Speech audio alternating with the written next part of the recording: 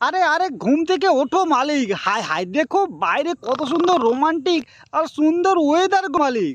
আরে আরে তুই ভাই কাকে বলছিস? তুই আমাদের মালিকই বলছিস? আরে আমাদের মালিক মালিক তো নয়, ও তো পুরো বনো মোষ রে। সারাদিন খালি বিছানায় হাঁ করে শুয়ে থাকতে জানে। হ্যাঁ, আরে বাহ, বাইরের ওয়েদারটা তো বেশ সুন্দর আর রোমান্টিক।